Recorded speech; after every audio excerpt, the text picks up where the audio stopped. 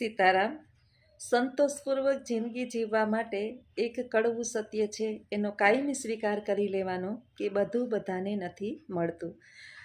મિત્રો, કહેવાનો અર્થ એટલો છે કે જીવનની અંદર બધી જ વસ્તુ પ્રાપ્ત થઈ જાય અને આપણે જેટલા જેટલા સપના જોયા એ બધા સપના સાર્થક જ થશે એ વાત ક્યારેય શક્ય બનતી નથી. ઈશ્વર જે છે એ બહુ સમજદાર છે, સમજુ છે અને મહાન, આપણે જેને એન્જિનિયર કહીએ ને એ છે. બહુ બુદ્ધિશાળી વ્યક્તિ છે ઈશ્વર. એટલે બધાને બધું આપી દે એવો ઈશ્વર મૂર્ખો નથી. અમુક સપનાઓ ઈશ્વર જે છે એ આપણા અધૂરા રાખે છે, એ સત્ય આપણે કાયમી સ્વીકારી લેવાનું છે. ખાસ કરીને આપણે જોઈએ તો જ્યારે જ્યારે આપણને વિચાર આવતા હોય, આપણે ચાલીને જઈએ છીએ ને ત્યારે આપણને વિચાર આવે છે કે એક સાયકલ પર જનાર વ્યક્તિ સાયકલ લઈને જાય છે, આપણે ચાલીને જઈએ, હે ઈશ્વર મને સાયકલ આપ. ઈશ્વર સાયકલ આપે. સાયકલ લઈને જઈએ ત્યારે સ્કૂટરનો વિચાર આવે, સ્કૂટર લઈને જઈએ ત્યારે ગાડીનો વિચાર આવે, અને જ્યારે ભગવાન ગાડી પણ આપે ત્યારે આપણને પ્લેનનો વિચાર આવે કે એની પાસે તો જેટ પ્લેન છે, આ પ્લેન છે, આ પ્લેન છે, આ પ્લેન છે. હવે તમે વિચારો કે બધા પાસે પ્લેન હોય તો એ પ્લેન સામસામા ભટકાશે નહીં, ત્યાં પણ ટ્રાફિક જામ નહીં થાય. આકાશમાં પણ બધા આટલા વિશ્વના તમામ લોકો પ્લેન ઉડાડતા થઈ જશે ને પોતાના પ્રાઇવેટ પ્લેન લઈને ફરશે તો. એટલે ઈશ્વર બધાને બધું આપતો નથી અને બધાને બધું મળતું પણ નથી. આપણી ઓકાદથી વધારે ઈશ્વર આપણને ક્યારેય આપતો નથી. નસીબ જે છે એ સાવ સીધા અને પાધરા જ છે બધાયના, કે આપણે જે પણ કર્મ આપણા આગલા જન્મની અંદર કરેલા હોય એનું ફળ આપણે આ જન્મની અંદર પણ ભોગવતા હોઈએ છીએ, પછી એ કર્મ સારા હોય કે ખરાબ.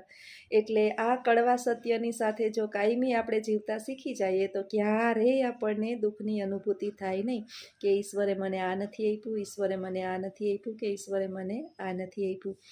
જીવન જીવવા માટે આપણે બધા જાણીએ છીએ કે બે રોટલીની જરૂર છે.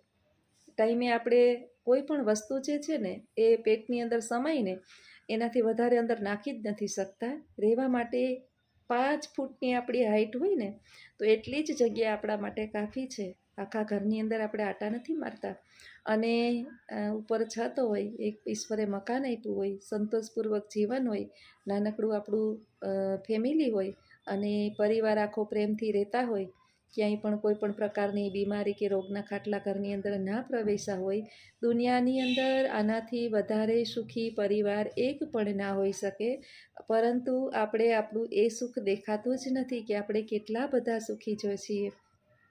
આજે જ્યારે હું મારા જૂના જે ફોટા હતા, આજથી લગભગ 30 વર્ષ પહેલાંના બાના ફોટા અને મારા મેરેજના ફોટા, મારા બાળકો નાના હતા ત્યારના ફોટા, એ ફોટા હું જોતી હતી ત્યારે વિચાર આવતો હતો મને અત્યારે કે એ જીવન જે છે એ કેટલું શાંતિવાળું જીવન હતું. હું કોલેજ કરતી, બાળકો પણ ભણતા, એક બા, બાપુજી, નાના 2 છોકરા, અમે 2 હસબન્ડ વાઈફ, 6 જણા એટલા શાંતિથી અને સંપીને રહેતા હતા કે જીવનની અંદર કોઈ પણ પ્રકારની ખલેલ કે તકલીફ હતી નહીં.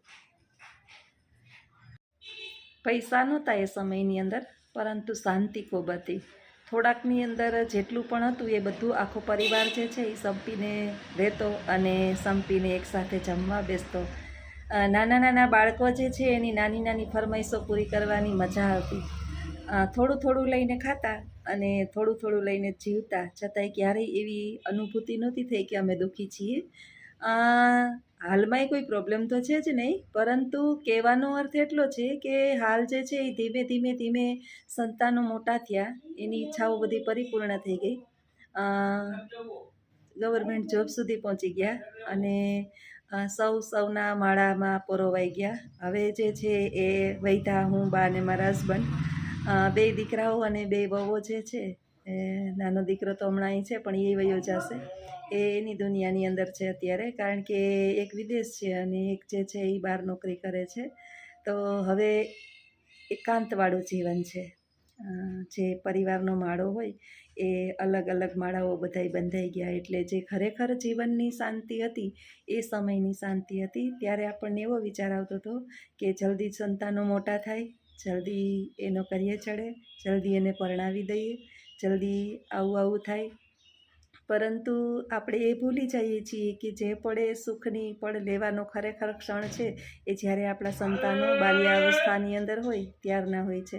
એટલે મિત્રો, જીવનની અંદર સૌથી મોટું સુખ, શાંતિ અને આપણું જે ધન દોલત ઐશ્વર્ય જે છે એ આપણો પરિવાર છે. પરિવારથી મોટું કાંઈ જ છે નહીં.